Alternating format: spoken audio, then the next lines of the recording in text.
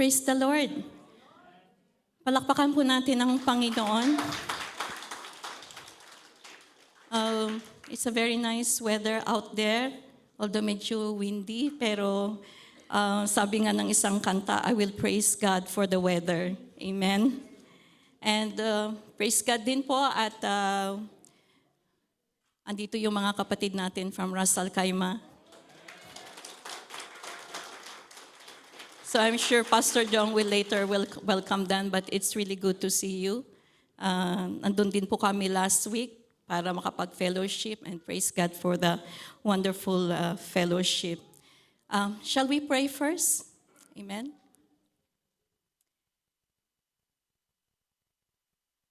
Hallelujah, Lord. Father, we thank you for your presence this morning. Thank you for the people who are gathered here this morning to hear from you, Lord, to worship you, to be encouraged from your word. Lord, we ask that you speak to us this morning, O God. We welcome your presence, and we thank you for your word, because your word, you said, is a lamp unto our feet, a light unto our path. And may your word, Father, give strength to our lives, Lord, so that we may be equipped for every good work. And I ask you, Father, that you open our spiritual ears, O Lord, and that we may find delight and joy in your presence, despite everything that is happening around us. We thank you, Father, and we give you all the glory, and all the honor, and all the praises. This is our prayer. In Jesus' name we pray. Amen. Praise God din po for this opportunity once again that is being accorded for me to be able to share the Word of God. So this month is, of course, obviously, alam naman natin to, automatic na pag February, ay buwan ng mga puso. And so in keeping with that theme, ang ganda ng kinanta natin, no? Kanina talagang akmang-akma lang, no? So we're going to focus on the love of God, which is sort of like a continuation of what Pastor John preached last Sunday. And this time we're going to turn our hearts and going to turn our minds in Romans chapter 8. And of course, alam po natin siguro that many Bible scholars considers Romans chapter 8 as the greatest chapter in the Bible. Bakit kaya? Kasi andun na lahat. Everything is there. And it's a favorite chapter of mine as well. The chapter begins with no condemnation in Christ Jesus, and it ends with no separation in Christ Jesus. And today we are looking at the final two verses, yung pinaka-climax ng wonderful truths na ipresent ni Paul, yung verse 38 and 39. But then as I was, preparing this message, I think we need to touch on verses 35 to 37 as well. Kaya hindi po natin nabasa yan kanina. But let us go ahead and let us read verses 35 all the way to verses 39 so that we can understand more the context of what Paul is trying to communicate to us in this magnificent chapter. In verse 35, sabi doon, who shall separate us from the love of Christ? Men shall tribulation, distress, persecution, famine, nakedness, peril, or sword? Sabi doon, as it is written, we are killed all day long for your sake. We are killed all day long. We are accounted as sheep for the slaughter. Yet, in all these things, we are more than conquerors through him who loved us. And then in 38 and 39, for I am persuaded that neither death, nor life, nor angels, nor principalities, nor powers, nor things present, nor things to come, nor height, nor depth, nor any other created thing shall be able to separate us from the love of God, which is in Christ Jesus our Lord. Every word, brothers and sisters, is so precious. Every word, just simply glorious. But I would like to do first of all is to call your attention to this great and marvelous truth, the fact that Jesus loves you and me. Jesus loves us. I know naririnig na natin ito. Jesus loves you, right? Hindi na ito bago, kaya nga siguro wala nang dating sa atin. Sa dalas ng naririnig natin dito. We hear so much that it doesn't barely moves us at all. It doesn't mean anything to us anymore. And sometimes also I'm guilty of this. But just think of that.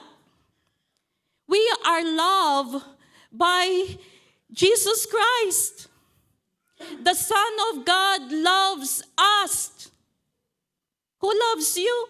It is God himself, who is divine, who is high above us, who is exalted and seated at the right hand of God, who has all authority in heaven and on earth.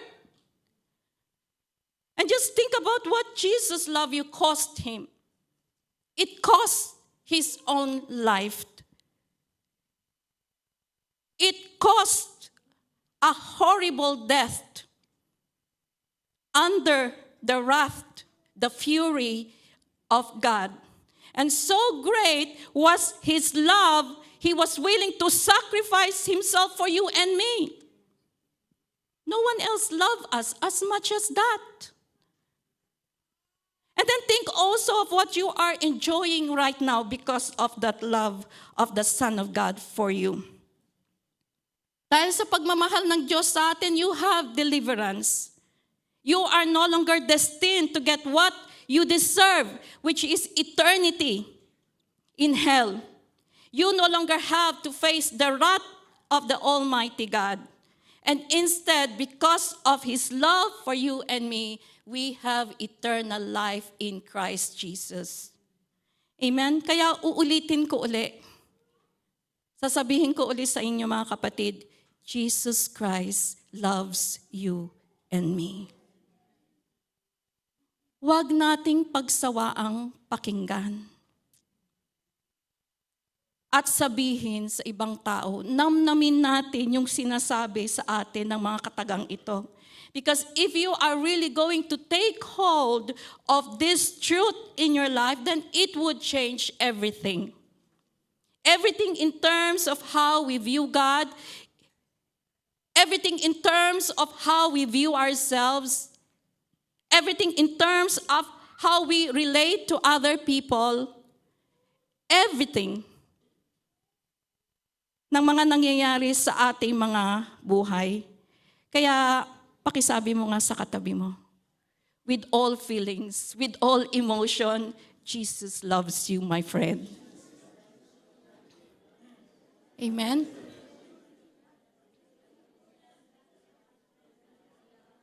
Praise God. Now, ito ang tanong. Why does God feel so strongly about me? You know, when you look at the idea na mahal tayo ng Panginoon, siguro ito yung masasabi natin na pinaka-misteryoso at pinaka-nakakapagtakang bahagi ng ating buhay Kristiyano. Bakit nga ba ako mahal ng Diyos? Meron ba sa atin, is there anything in us that would warrant that kind of love that God has for me? Wala akong tutuusin, di ba? We all deserve to be hated. We constantly reject Him in our lives. We disobey Him many times, and we pursue our own plans and our decisions in our own life. Yet, the divine Son of God loves us. For what reason? What reason? Bakit? Here it is. He loves us because He loves us. There's no other reason. I challenge you, wala kang makikita sa anumang bahagi ng Biblia bakit mahal tayo ng Diyos. The only thing Moses said to Israel in Deuteronomy chapter 7, verse 7 to 8, sabi niya dito, the Lord loved you not because you were the greatest of all people. And then he goes on in verse 8 and sabi niya, but because the Lord loves you.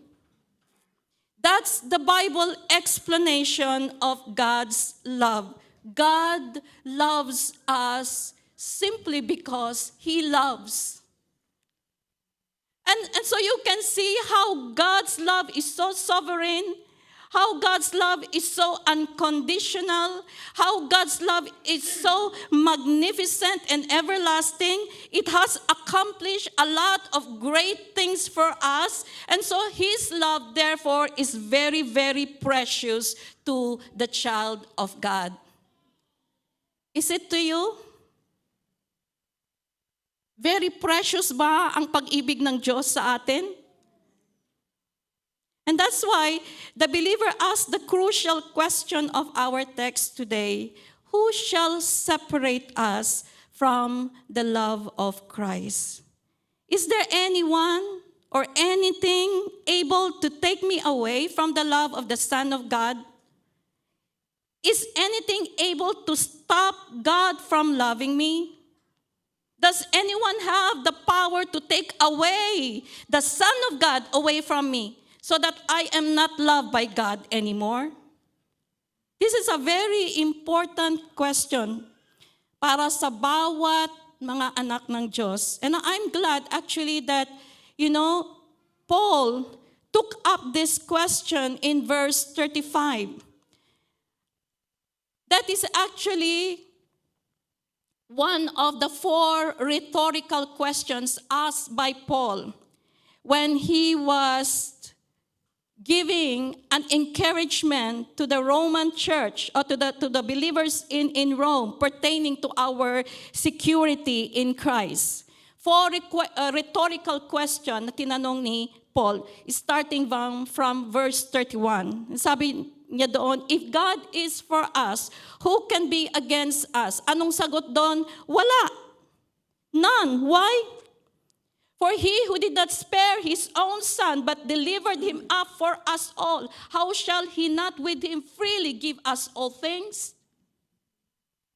And then second rhetorical question, who shall bring a charge against God's elect? Again, ang sagot doon, wala. Why? For it is God who justifies.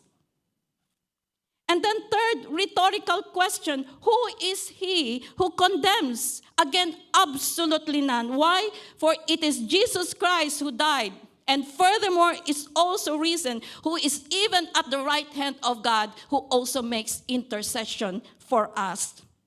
And then he comes now to this 4th rhetorical question, who shall separate us from the love of Christ? Alam naman po siguro natin yung sagot diyan.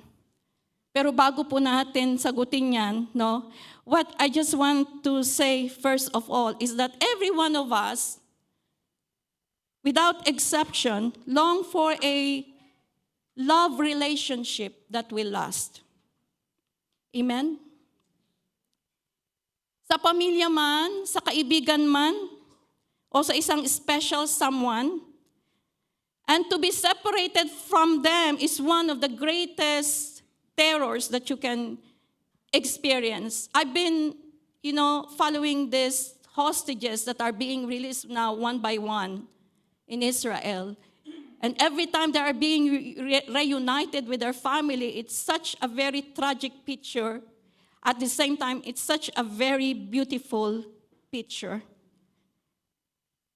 Meron pa bang higit na makakasakit sa atin, na pakinggan natin, na minsan isang araw, sasabihin sa'yo ng asawa mo o sasabihin sa'yo ng kasintahan mo, pwede bang kausapin kita? O ano yun? Sabi mo, kasi ganito Hindi na kita mahal. I used to love you. Pero wala na akong pagmamahal sa'yo. Kasi meron na akong ibang mahal.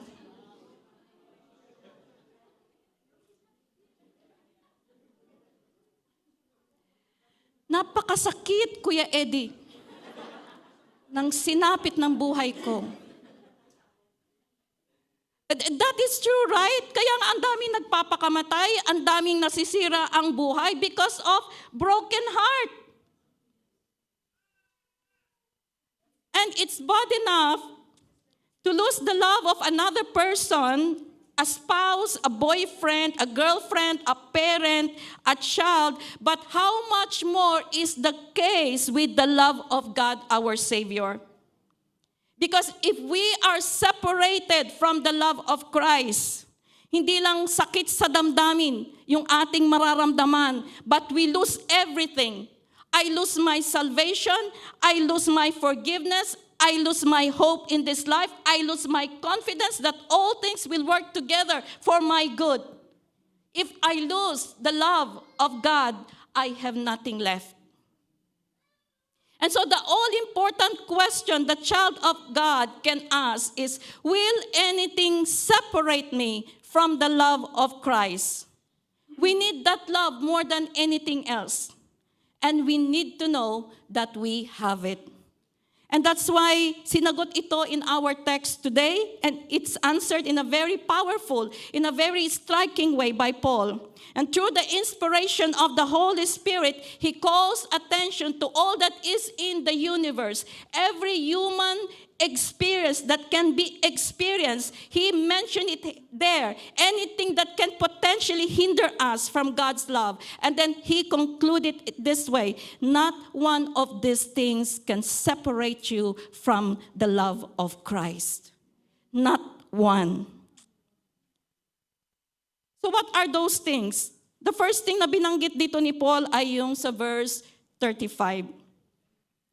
Naglista siya diyan ng 7 things, 7 kinds of hardships and difficulties that one might think would cause the loss of love of Christ. He first asked, shall tribulation cause us to be separated from Christ?